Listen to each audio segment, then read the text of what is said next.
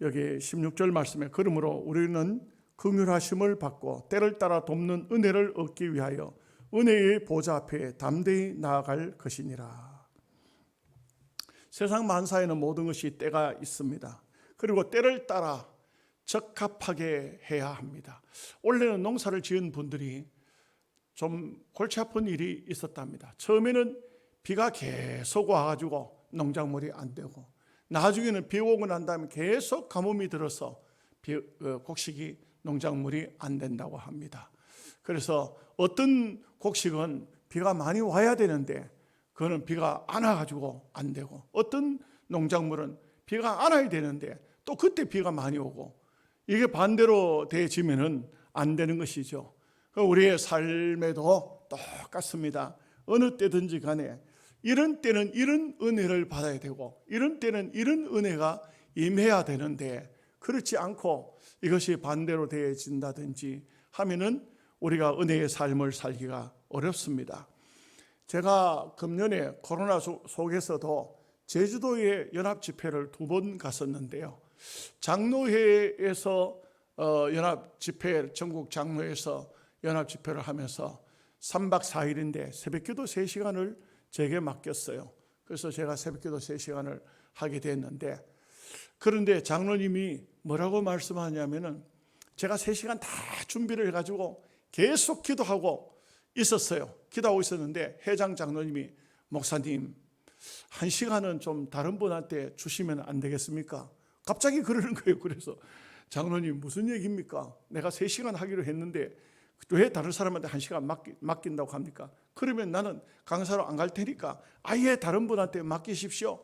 내가 안 하겠습니다. 그랬더니 그 장로님이 사정을 하는 거예요. 뭐라냐면, 우리 아들이 목사인데 그런데 아직도 임지도 없이, 그래서 많은 장로님들이 오시니까 설교를 한번 시켜서 어느 교회든지 좀 아들 목사를 청빙하도록 하기 위해서 아버지 마음에서 아들한테 1시간 맡겨야 되겠다, 그렇게 생각을 한다는 거예요. 그러니까 내가 마음이 약해가지고, 아이고 그래요, 나도 자식을 키우고 있는 사람이 아버지의 마음이 오죽하겠습니까? 그래 합시다. 그래서 2시간으로 다시 또 조정을 해가지고 제주도를 갔습니다. 근데 희한한 일이 벌어지기를, 그 집회에 정강훈 목사가 오기로 됐어요. 그래가지고 그만 경찰들하고 서울시에서 공무원이 내려오고 제주도에서 공무원이 내려와가지고 대면 집회를 못한다는 거예요. 그래가지고는 나는 새벽 시간인데 저녁 시간에 그 사람들이 몰려오는 바람에 그만 저녁 집회도 엉망이 됐어요. 엉망이 됐는데, 그런데 그 아들도 설교하러 나오려고 하다가 그만 제주도 오지도 못했어요. 그런데 그 장로님 하신 말씀이 뭐냐면, 박 목사님 끝까지 목사님 해주세요. 할 수 없습니다. 그 대신 폐 예배도 목사님이 해주세요. 이래가지고 제가 그 예배 시간을 다 맡아서 계획대로 말씀을 전했어요. 근데 이제 그건 뭐 얼마든지 할 수 있는 말씀이 이제 있었다는 얘기죠. 그런데 이제 마지막 날 새벽 기도를 마치고 여행을 가는데, 그 장로님들이 서로 하시는 얘기가 뭐냐면, 이번 집회는 엉망이야. 이번 집회는 완전히 절단났어. 그런데 박병석 목사가 아니었다면 이번 집회는 진짜 끝난 건데, 박병석 목사님 때문에 그래도 우리가 은혜를 받았지. 장로님들끼리 내가 들으라고 하는지는 모르지만 자기들끼리 그렇게 임원들이 이야기를 해요. 마음속에 참 하나님의 은혜구나. 시골교회 목사라도 하나님이 이때에 이 부족한 사람을 보내사 이 말씀을 전하게 하시는구나. 폐 설교할 목사님도 설교를 못하고 못 왔어요. 그래서 그러는 바람에 내가 그 폐 설교까지 했는데, 장로님 뭐라 하냐면, 폐 설교 20분만 해주세요. 예 알겠습니다. 20분 하겠습니다. 20분 하는데 뒤에서 막 이제 서론 시작해가지고 한참 하는데 이제 은혜가 되잖아요. 그러니까 장로님이 20분 초과요. 20분 초과요. 뒤에서 20분 초과가 들어왔어요. 여러분 결국은 거의 한 40분 50분 했어요. 설교를.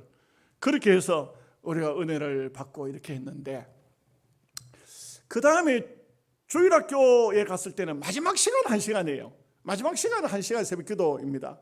그런데 참 감사한 것은 그 한 시간을 위해서 그 3박 4일이지만 다른 사람은 즐겁게 여행하지만 나는 안 즐거워요. 어떻게 하면은 이 주일학교 교사들이 은혜를 받을까 그것만 생각하면서 기도했는데 마지막 설교하고 난 다음에 희한하게도 꼭 판에 짜듯이 똑같은 소리를 하는 거예요. 장로님들이 뭐를 하냐면 야 하나님께서 어떻게 그렇게 맞춰서 마지막 시간이지만 박병석 목사를 통해서 은혜 받게 하시네 이렇게 말씀하고 제 마음속에 감동이 오더라고요.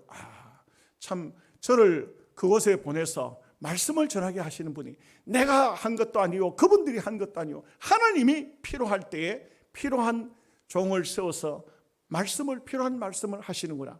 이것이 바로 때를 따라 돕는 은혜라 이렇게 말을 할 수가 있습니다. 스코틀랜드에 독립운동하였던 로버트 브룩스라는 사람이 있습니다.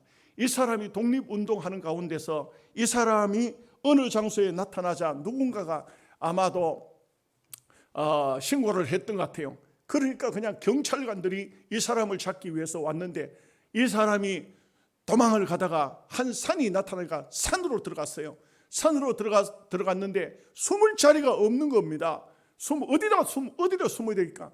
근데 동굴이 하나 있으니까 갑자기 그 속으로 들어갔습니다. 그리고는 하나님 앞에 막 두 손을 모으고 기도합니다. 하나님 나를 살려주세요. 살려주세요. 막 그렇게 기도를 하고 있는 겁니다. 기도를 하는데 여러분 신기한 일이 벌어졌어요. 어떤 일이 벌어졌냐면 거미 한 마리가 탁 나타나더니 그 동굴 입구에 거미줄을 치는 겁니다.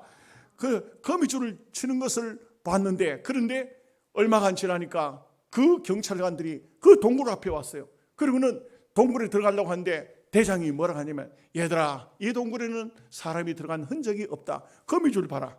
이렇게 말하는 겁니다. 그리고는 시간 낭비할 거 없다. 빨리 얼른 잡아라. 그래가지고 그 동굴에 들어가 있는데 그 동굴 앞에 와서는 거미줄을 봐라. 여기는 사람이 들어가지 않았다. 얼른 시간 낭비하지 말고 잡아라. 이렇게 해서 이 사람은 생명을 하나님께로부터 다시 얻을 수가 있었다고 합니다. 이것은 뭘 말합니까? 우리가 때로는 참 위급한 상황일 때 막 기도하죠. 그 기도 하나님께서 반드시 역사하십니다. 위급할 때는 위급한 대로 역사하시기 때문에 우리는 하나님 앞에 은혜의 삶을 살면은 하나님께서 때를 따라 돕는 그 은혜를 느낄 수 있고 또 알 수 있고 하나님 앞에 감사하는 삶을 살 수가 있습니다. 첫째는 은혜 주시는 때가 있다 이렇게 말합니다. 고린도후서 6장 1절에서 2절 말씀을 보면 우리가 하나님과 함께 일하는 자로서 너희를 권하노니 하나님의 은혜를 헛되이 받지 말라. 이르시되 내가 은혜 베풀 때에 너희가 듣고 구원의 날에 너를 도왔다 하셨으니 보라 지금은 은혜 받을 만한 때요 보라 지금은 구원의 날이로다. 여러분 은혜 받을 때가 있다는 거예요. 은혜 받을 때가 지나면은 그러면 은혜를 못 받을 수도 있다 이겁니다. 은혜 받을 수 있는 때가 어느 때입니까? 우리 일전도회 여러분 때입니다. 조금 지나가서 이제 일전도회가 되고 일전도회 지나서 할머니가 되면 잘 안 돼요. 쉽지 않습니다. 여러분 저도 이제 나이를 먹어가니까 자꾸 제 입에서 하는 말이 아이고 쉽지 않다. 그런 말은 금방 생각하고 있다가 금방 잊어버렸어.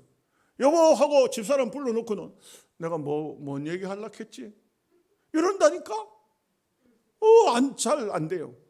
우리 김종준 목사가 작년에 총회장 했는데 제가 그 총회 준비위원회의 위원이었어요. 근데 이제 올라온 안건 중에서 어떤 안건이냐면 70정년제가 있는데 이 70정년제를 75세로 73세로 늘려달라는 거예요. 그런데 김종준 목사가 재밌는 말을 해요. 무슨 얘기를 하냐면 75세, 73세 아이고 아직 70도 안 됐는데 다 잊어버리고 정신없는데 그때 돼가지고 교회 강단에 서가지고 목사가 뭐 하려고 말라고 에이 그냥 하자고 그 얘기가 무슨 얘기냐면 그 김종준 목사는 나이가 내보다 한 살 더 많아요. 한 살 더 많은데 무슨 얘기를 하냐면 금방 잊어버리고 그러는데 뭐 나는 도시교회 목사는 잘 먹고 잘 살아가지고 기억력이 좋은 줄 알았는데 그런 것도 아니더라고. 본인이 하는 말이 금방 잊어버려. 근데 70만 돼도 70도 되기 전에 그런데 70 넘어가고 75세 되고 하면 그때 돼가지고 어떻게 그 정년 들려가지고 그거 다 목회가 제대로 되겠느냐고 그렇게 말하면서 지금이 맞아. 70도 많아. 70도 많아. 이게 맞는 거야. 이렇게 말.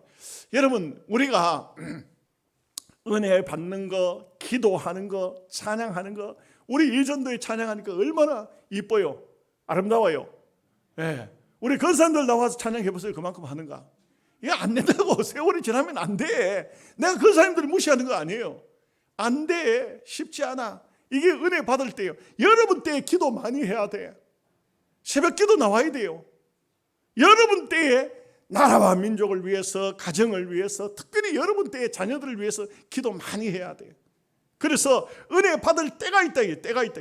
사람에게는 어느 때든지 이 때를 중요하게 생각해야 돼요. 이 때가 지나면 안 돼요. 우리는 우리 자신을 하나님 앞에 헌신하는 때, 하고 싶을 때 해야지 세월이 지나고 나면 헌신하고 싶어도 못해요. 여러분 그렇잖아요. 어떤 분은 보면요 이렇게 말해요. 내가 그때 충성을 좀 했어야 되는데, 내가 그때 그래도 내가 주머니가 좀 두둑했고 헌금도 좀 해야 되는데 일평생 하나님 앞에 헌금도 좀 못했네. 그때 했어야 되는데 세월 지나면 다 소용없어요. 소용이 없습니다. 여러분 음식도 그렇잖아요. 그죠? 먹을 수 있는 때에 먹어야 돼요. 세월 지나면 이빨 다 빠지고 뭐 갈비 갖다 놓고 뜯어집니까 그게? 먹어도 소화도 잘 안 돼요. 이게 다 때가 있는 겁니다. 때가 지나면 안 돼요. 예수님께서는 한 번은 수가성 우물가에 가셨을 때 제자들이 선생님이여 잡수소서 했을 때 이런 말씀해요. 나는 내 먹을 양식 내가 먹을 때가 있나니 지금은 너희들이 가져온 음식을 먹지 않겠다. 예수님께서는 제자들이 가져온 음식을 거절했어요. 그리고 내가 먹을 양식은 따로 있다는 겁니다. 예수님은 영적인 의미를 때로 부여할 때가 있어요. 제자들에게도 항상 육신적인 말씀을 가지고 영적인 말씀을 하실 때가 있어요. 예수님 지금 수가성 우물가에 가셨을 때 배고팠잖아요. 그런데 예수님이 그 배고픔은 육신적인 배고픔도 있지만 영적인 배고픔도 있었다 이거예요. 그래서 수가성 우물가에 여인을 딱 건져놓고 나니까 이 여인이 그냥 물동이를 내버려 놔두고 동네에 전도하러 갔다 이거예요. 예수님이 얼마나 기뻤던지 너희들 가져온 거 나 그거 안 먹겠다. 나는 내 양식은 너희들이 알지 못하는 것이 따로 있다. 그 제자들이 성경에 보면 뭐라 그랬어요? 누가 잡수실 걸 갖다 드렸나? 여러분 사람은 누구든지 다 마찬가지인데 진짜 기쁜 일이 생겼어요. 진짜 즐거운 일이 생겼어요. 밥 안 먹어도 배 안 고파요. 못 느껴봤어요? 정말 좋은 일이 생겼어. 정말 기쁜 일이 생겼어. 밥 안 먹어도 배 안 고파요. 정말 좋은 일이 생겼어요. 그렇게 뛰어다니는데도 안 피곤해. 이것이 사람이에요. 이게 사람. 이걸 지금까지 인생 살면서 이런 것을 느끼지 못한 사람은 사람의 삶을 못 산 거예요. 우리가 살다가 보면은 참 어떤 때는 잠도 오지 않고 기쁠 때가 있어요. 잠도 오지 않고 너무너무 기쁘니까 잠 안 잤는데도 안 피곤한 거예요. 안 먹었는데도 배가 안 고픈 거예요. 그렇게 피곤하게 뛰어다니는데도 안 피곤한 거예요. 안 피곤한 겁니다. 이것은 바로 은혜 받았을 때 우리가 하나님 앞에 참 믿음의 삶을 살 때 이런 역사가 있는 것입니다. 두 번째 우리가 생각할 말씀은 그러면 은혜는 어디서 오는가? 은혜가 어디서 오는가? 우리가 장로교 보수 교단입니다. 우리 장로교에서는 은혜의 방편을 신학교에서 이렇게 가르칩니다. 말씀과 기도와 성례라. 이렇게. 그래서 제일 중요한 것이 뭐냐? 말씀입니다. 말씀이에요. 여러분들이 방송 통해서도 설교 들을 수 있고 또 뭐 어떤 좋은 설교집을 볼 수도 있고 여러 가지 있겠지만 그러나 우리 지금 현재 정부하고 우리 교단이 싸우고 있는 게 뭐냐면 현장 예배예요. 현장 예배. 여러분들이 뭐 방송 앉아가지고 TV 방송을 통해서 설교도 그거는 그렇게 뭐 은혜가 될 수도 있겠죠. 그러나 거기 그 방송 설교 듣고 감동받고 눈물 흘리고 그런 거 없습니다. 마음에 성령의 감동을 받는다 그런 거 없습니다. 우리가 하나님 앞에 나와서 하나님께서 주시는 말씀을 받을 때 마음속에 감동과 은혜가 되는 것이죠. 그래서 우리는 언제나 말씀 앞에 돌아와야 됩니다. 여러분, 유럽 교회가 한때 굉장히 부흥했어요. 유럽의 교회가 부흥하면서 경제 부흥이 뒤따라 들어갔어요. 그러니까 지금도 유럽 쪽에 보면은 예배당들이 어마어마한 예배당들이 있어요. 우리나라에 예배당 뭐 크게 짓는다, 그쪽에 못 따라가요. 한때 몇천 명씩 모이던 교회 많습니다. 몇만 명 모이던 교회 있습니다. 여러분, 스펄전 목사님 같은 교회는 그때 당시 참 마이크도 없을 때 몇만 명씩 모였어요. 한 번 예배 드릴 때 10,000명 이상씩 모였다고. 그러니까 그런 데서는 예배를 할 때 그 음향이 없어도 잘 들리도록, 지금도 그렇대요. 잘 들리도록 그렇게 설교한대. 근데 유럽 교회가 왜 쇠퇴했느냐? 그 이유는 말씀을 등한시해서 그래요. 여러분, 희한하죠? 지금 우리나라 교회들 한번 보십시오. 설교를 잘 안 들으려고 그래요. 설교를 어쨌든 간에 안 들으려고 그래요. 이게 예수 믿는 사람뿐만 아니고 불신자까지도 해요. 불신자도 뭐라 하냐면 무슨 말 좀 하면 내한테 설교하려고 하지 마! 듣기 싫어! 불신자도 설교 듣기 싫은가 봐요. 성도들도 이 말씀을 들으면 아멘 하는 것이 아니고 언제 마치려고 하지? 언제 마치려고 하지? 여러분, 제가 언제 한번 보니까 우리 교회에서는 아닌데 막 앉았다 일어섰다 그래요. 막 그 예배 시간에 그래요. 수요일 저녁인데. 그래서 왜 그런가 싶어. 예배 마친 다음에 막 촤ꯡ 하는 거예요. 그 나중에 그분 물어봤어. 뭐가 그렇게 바빴어요? 뭐 어디 아팠어요? 뭐 때문에 그래요? 이렇게. 아이, 목사님은 그 수요일 저녁 연속곡 봐야 되는데 그렇게 그냥 설교를 오래 하고 있습니까? 이 예배에 와가지고도 그쪽에 마음이 다 가 있는 거예요. 연속곡 봐야 되는데 설교를 왜 그렇게 오래 하느냐, 그죠? 장로님들이 무슨 얘기 하냐면은 설교 좀 짧게 해 주십시오. 이런 부탁을 많이 해요. 또 목사님들도 똑같아요. 목사님들도 그 정신이 아예 잘못되면은 그런 것 같아요. 예배를 하나의 형식적으로 거쳐요. 어떤 모임을 가시는데 이렇게 합니다. 박 목사님 설교해 주세요. 짧게 해주세요. 5분만 해주세요. 그렇게 말하는 경우가 많아요. 나는 제일 기분 나쁘고 제일 싫은 게 설교시켜놓고 5분만 하라고 하는 거예요. 더 짧게 설교하라는 거예요. 나는 그럴 때 주최 측에서 그렇게 말하니까 어쩔 수 없지만 그러나 마음속에는 섭섭함이 있어요. 왜 이 사람들이 말씀을 안 들으려고 하는가? 여러분, 제가 늘 강조하지만 여러분들이 영적으로 신앙생활이 제대로 되려고 하면 말씀을 자꾸 들어야 돼요. 싫어도 자꾸 들어야 돼요.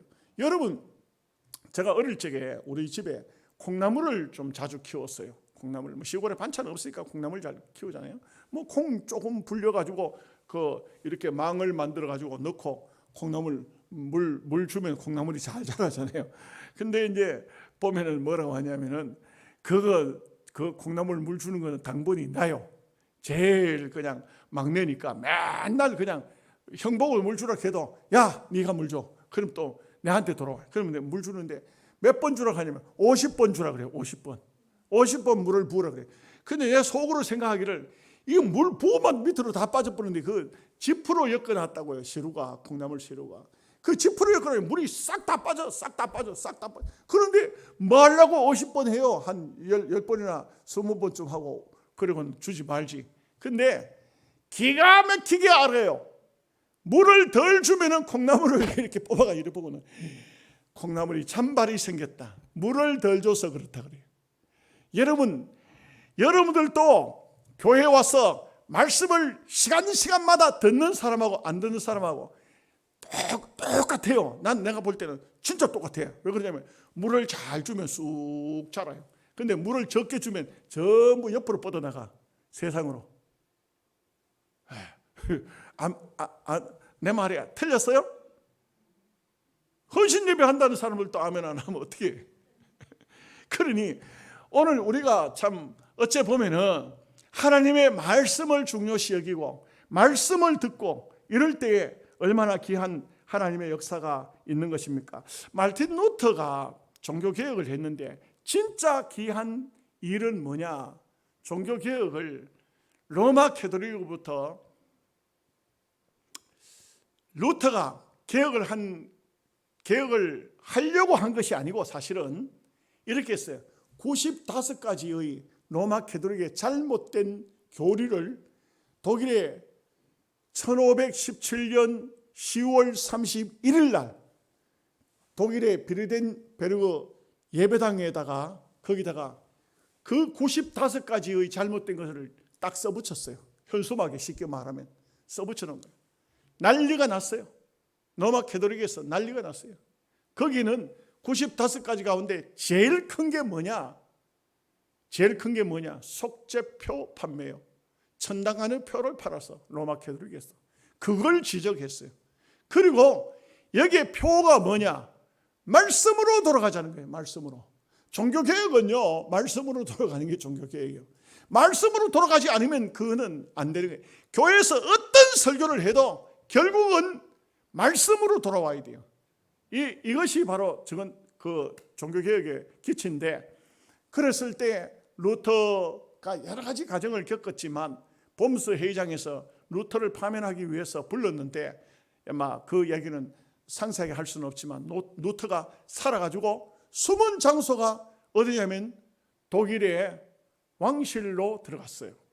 거기 가서 숨어서 뭘 했냐면은 독일어로 로마서를 번역했어요. 성경을 번역해가지고 성경을 전부 많은 사람에게 보급했어요. 이럴 때에 말씀을 읽는 사람들이 전부가 하나님 앞으로 돌아오는 겁니다. 로마 캐톨릭은요, 하나의 형식적인 종교였어요. 형식적으로 했어요. 신부들이 설교를 안 했어요. 성경만 읽었어요. 그것도 라틴어를 읽었어요. 아주 라틴어 공부를 한 사람은 라틴어를 알아듣지만 그렇지 않은 사람은 이 성경을 알아듣지도 못해요. 무슨 말인지 알지도 못해요. 그런데 더 웃기는 것은 그 사람들은 뭐냐면 은혜는 말씀을 듣고 받는 것이 아니고 눈으로 보고 받는다. 이런 희한한 이상한 말들을 했어요. 그 루터가 성경을 번역해서 말씀을 많은 사람에게 보급했기 때문에 종교개혁이 성공할 수가 있었고 개신교회가 생겨지는 하나의 계기가 된 겁니다. 그래서 개신교의 기치는 뭐냐? 말씀으로 돌아가자. 말씀으로 돌아가자. 말씀을 떠나는 것은 타락이에요. 우리가 말씀으로 돌아가는 것이 바로 하나님의 은혜인 것입니다. 그 다음에 한 가지 더 말씀을 드리는데요. 주님이 나와 함께 하시는 것이 최고의 은혜입니다. 여러분, 우리가 은혜의 삶 하지만 항상 확인해야 되는 것이 주님이 나와 동행하시는가, 함께 하시는가 하는 문제입니다. 마태복음 28장 20절에 볼지어다 내가 세상 끝날까지 너희와 항상 함께 있으리라. 이게 마지막 부분이에요. 28장 20절의 마지막 부분이에요. 여러분, 주님이 우리와 함께 계시겠다고 말씀했습니다. 주님이 벌써 천당에 가신 지가 아마 2000년이 됐는데 어떻게 우리와 함께 세상 끝날까지 같이 하시는가? 주님이 우리와 함께 하신다는 것은 성령으로 함께 하시는 거예요. 지금 시대는, 마지막 시대는 성령으로 함께 하시는 거예요. 그래서 성령의 감동으로 살아야 돼요. 성령의 감동으로 살지 않으면 안 돼요. 여러분, 제가 그 자료를 한번 어떤 책에서 보니까 미국의 아더벨이라는 사람이 아주 욕심적으로 인물이 잘난 연예인 스타일 사람인데, 이 사람이 음악을 얼마나 잘하는지 노래를 부르면 막 사람들이 까무러칠 정도로 노래를 잘 불렀고 피아노도 반주를 했고 인물도 잘생겼고, 그리고 또 사교 댄스에 있어서 이 사람을 따라갈 사람이 없이 참 댄스를 잘하는 사람이었답니다. 그 우리나라에서는 댄스가 좀 특별한 사람들은 하지, 보통 사람은 잘 안 하지만 미국 사람들은 파티 열리면 그 뭐 춤 잘 추는 사람이 뭐 대단한 인기가 대단한. 그 이 사람이 아더벨이라는 사람인데, 이 사람이 뭐 여자들이 이 사람하고 한번 춤추는 것이 소원일 정도로 그럴 정도로 이 사람이 나타났다가 뭐 인기가 뭐 보통 인기가 아니에요. 그런데 희한하게도 파티 장소에서 항상 문제가 생겨요. 어떤 문제가 생기느냐 하면은 진주 목걸이, 다이아 반지, 뭐 이런 귀금속들, 보석들이 없어지는 겁니다. 없어지는 거예요. 이상하게 없어지는 겁니다.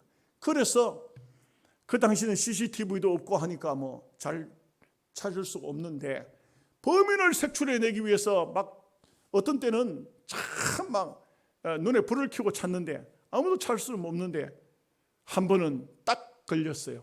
걸린 사람이 누구냐면 이 사람이 걸렸어요. 아더빌이라는 사람이. 희한하죠. 그래가지고는 경찰들이 그 사람 집에 가보니까 온갖 보석들이 다 있어요. 이 사람을 붙잡아가지고 당신이 어떻게 그렇게 안 해도 얼마든지 살아가는데 지장이 없는데 뭐 때문에 이런 못된 짓을 하느냐. 자기가 하는 말이, 자기는 자기도 모르는 순간에 무슨 보석이든지 보면은 그러면 가지고 싶은 생각에 그렇게 도적질을 했다는 거예요. 이 사람이 들어가서 감옥을 삽니다. 그런데 이 사람에게 어떤 사람이 와서 물었어요. 그 사람 변호사를 해주는데 물었어요. 그래 지금 감옥에 갇혀가지고 사는 소감이 어떠냐 하고 물었더니 이 사람이 이런 말을 해요. 나는 보석을 훔친 게 아니고 나를 훔쳤습니다. 가만히 생각해 보니까 내라는 존재를 훔친 겁니다. 내 인생을 망쳐놓은 것입니다. 여러분, 사람이 뭘 속이죠? 남에게 속이는 것 같지만 사실은 남을 속이는 것이 아니고 자기가 속는 거예요. 자기를 속이는 겁니다. 이것은 자기에게 해가 되지는 것입니다. 어떤 분은 어떻게 무슨 말이든지 얘기든지 하면은 그 말을 도무지 믿을 수가 없는 말을 해요. 믿을 수 없는 말을 하는데 그것은 결국은 남을 못 믿게 하는 것이 아니고 자기를 못 믿게 하는 겁니다. 왜 이럴까요? 우리가 이것을 알아야 됩니다. 방금 말씀드렸듯이 우리의 모든 매사의 삶에는 성령으로 감동이 와야 돼요. 성령이 함께, 하나님이 함께 하셔야 돼요. 하나님이 함께 하면은 엉뚱한 짓을 못합니다. 엉뚱한 삶을 살 수가 없습니다. 여러분, 하나님이 함께하면 도적질을 할 수가 없습니다.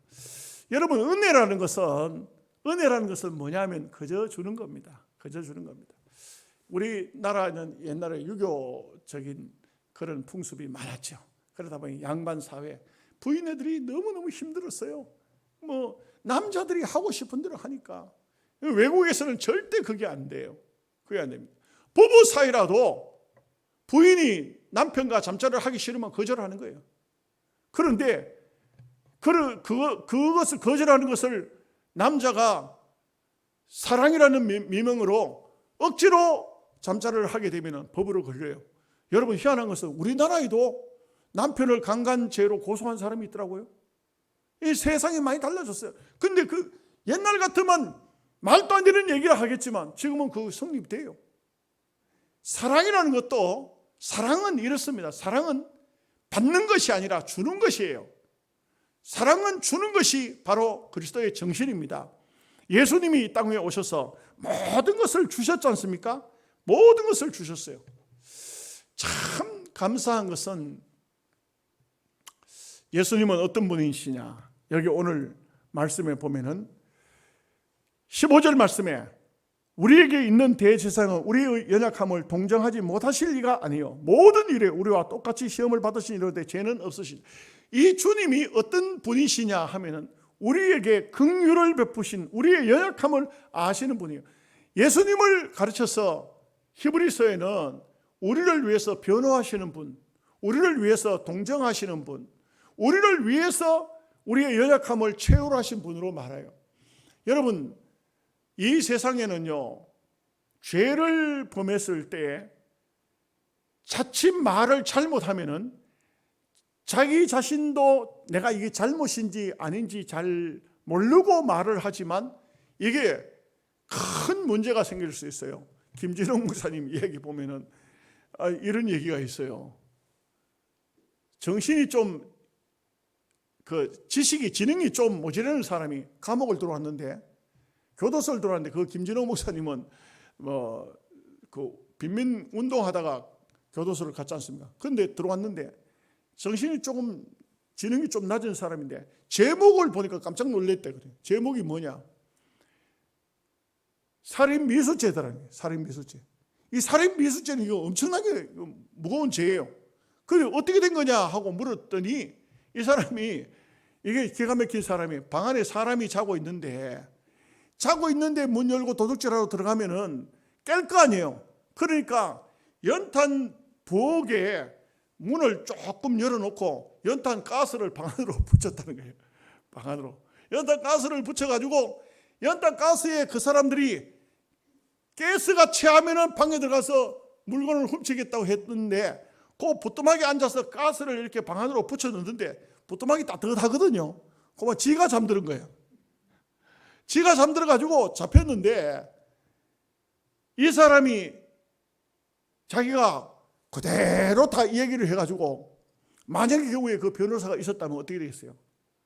변호사가 얼마든지 변호를 잘 해서, 이 사람은 내가 볼 때는 그냥 절도 미수죄 거기 딱 맞는데, 근데 이 사람은 제목이 뭐냐? 살인 미수죄가 된 거예요. 절도 미수죄는요 거의 훈방입니다. 거의 경찰들이 다시는 그런 죄 짓지 마라, 훈방합니다. 살인 미수죄는 어떻게 되냐? 징역을 오랫동안 살아야 됩니다. 교도소 생활을 오랫동안. 왜? 변호사가 없었던 거예요. 우리가 외국 영화 같은 데 보면은 아주 흉악무도한 죄를 짓고도 말을 안 해요. 묵비권합니다. 너 왜 이런 죄를 짓냐? 묵비권입니다. 그러면서 하는 말 뭐라 하냐면, 내 변호사가 올 때까지 기다려 주시오. 그 영화 같은 데서.